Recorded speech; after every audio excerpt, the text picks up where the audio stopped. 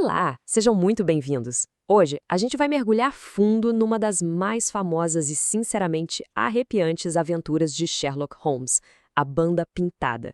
Então se preparem, porque a trama tem de tudo: terror gótico, pistas que não fazem o menor sentido e uma dedução que, olha, beira o genial. A história começa agora. Para começar, a nossa história nos leva para Stoke Moran, a mansão ancestral e bem decadente dos Hoylott. Eles são uma das famílias mais antigas da Inglaterra, mas onde antes tinha riqueza e poder, agora só restam ruínas e o eco de um passado, um lugar bem sombrio, governado por um homem com um temperamento, digamos, explosivo.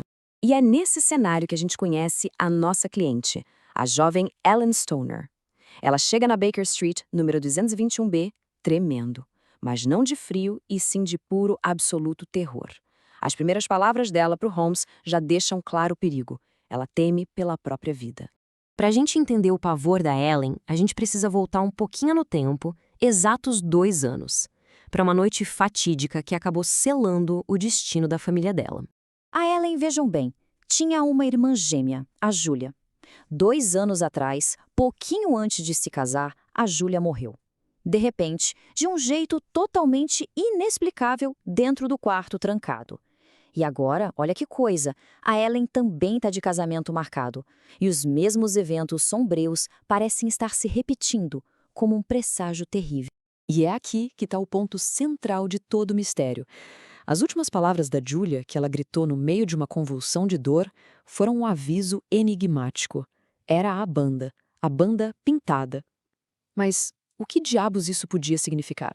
Como se não bastasse, por causa de uma reforma no quarto dela, a Ellen é obrigada a dormir, adivinha onde? No mesmíssimo quarto onde a irmã morreu.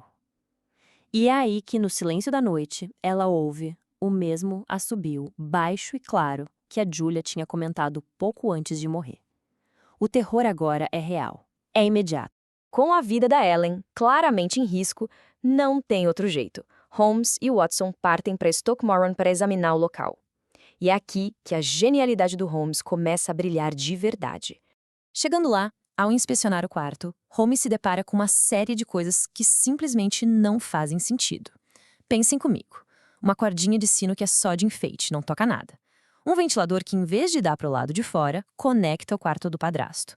Uma cama que está presa, parafusado no chão, não dá para mover. E o mais bizarro de tudo, um pires de leite, sendo que não tem gato nenhum na casa.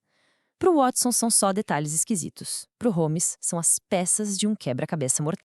E as suspeitas do Holmes, claro, começam a se fechar em uma pessoa. E ele faz uma observação que é de arrepiar. Segundo ele, não existe criminoso mais perigoso do que um médico que vai para o lado do mal, porque ele tem a coragem e, mais importante, o conhecimento para cometer um crime quase impossível de detectar. E esse homem é o Dr. Grimesby Roylott, um sujeito de uma fúria incontrolável, o último da sua linhagem, que vive praticamente isolado. Seus únicos amigos? Um bando de ciganos que acampa por ali e uma coleção de animais exóticos e perigosos que ele trouxe da Índia, incluindo um leopardo e um babuíno. Sabendo que o assassino vai atacar de novo, Holmes e o Watson tomam uma decisão ousada. Eles vão passar a noite no quarto da Ellen, esperando no escuro, para confrontar esse mal, seja ele qual for, cara a cara. Imaginem só a cena, escuridão total, aquele silêncio pesado, quebrado só pelo uivo do vento e pelos sons estranhos dos bichos do Dr. Roylott lá fora. Holmes e Watson ali, esperando, com os nervos à flor da pele. E então, eles ouvem aquele mesmo assobio, baixo, sinistro, o mesmo que a Júlia ouviu. É o sinal, o ataque está prestes a começar. No exato momento em que o assobio soa, Holmes entra em ação. É impressionante. Ele acende um fósforo, a escuridão se quebra e ele começa a bater com toda a força na cordinha do sino com a bengala dele, agindo com uma precisão desesperada. E o que vem depois da ação do Holmes é, segundo Watson, o som mais horrível que ele já ouviu na vida. Um grito. Um grito de dor, de medo e de raiva, vindo do quarto do lado, o quarto do Dr. Roylott. E depois, silêncio. O que eles encontram em seguida não só resolve o mistério, mas revela um plano tão diabólico, de uma crueldade que é difícil até de imaginar. Eles entram no quarto do Dr. Hoylett e o encontram lá, sentado na cadeira, morto. Enrolada na testa dele como se fosse uma coroa bizarra, estava ela, a banda pintada. Finalmente o mistério ganha uma forma física e aterrorizante. A tal banda pintada era, na verdade, uma víbora do pântano. Simplesmente a cobra mais letal da Índia. A picada dela mata em segundos e quase não deixa marca. Isso explica porque não acharam veneno nenhum no corpo da Julia. E aqui, gente, todas as peças se encaixam de uma forma genial e terrível. O motivo? Pura ganância. O Dr. Hoylett perderia a herança da esposa se as enteadas se casassem. O método? Uma arma silenciosa, exótica. Ele treinava a cobra com leite, assobiava para chamá-la de volta e a enviava pelo ventilador para descer pela cordinha falsa e atacar a vítima na cama.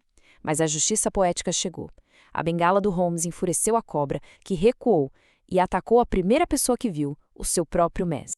E isso nos leva à brilhante conclusão do Holmes. A violência, de fato, se volta contra o violento, e o conspirador acaba caindo na armadilha que ele mesmo preparou para o outro. Uma justiça poética, mas ao mesmo tempo terrível. O próprio Sherlock Holmes admite que ele é indiretamente responsável pela morte do Roylott, mas diz que isso não vai pesar na consciência dele. Isso deixa uma pergunta no ar para a gente pensar. O Dr. Hoylett mereceu esse fim? A justiça foi realmente feita em Stoke Moran? A gente adoraria saber a opinião de vocês nos comentários. E claro, se curtiram desvendar este mistério com a gente, não esqueçam de deixar o like, seguir o canal Pneuma BR e ativar o sininho de notificações para não perder nenhuma das nossas próximas análises.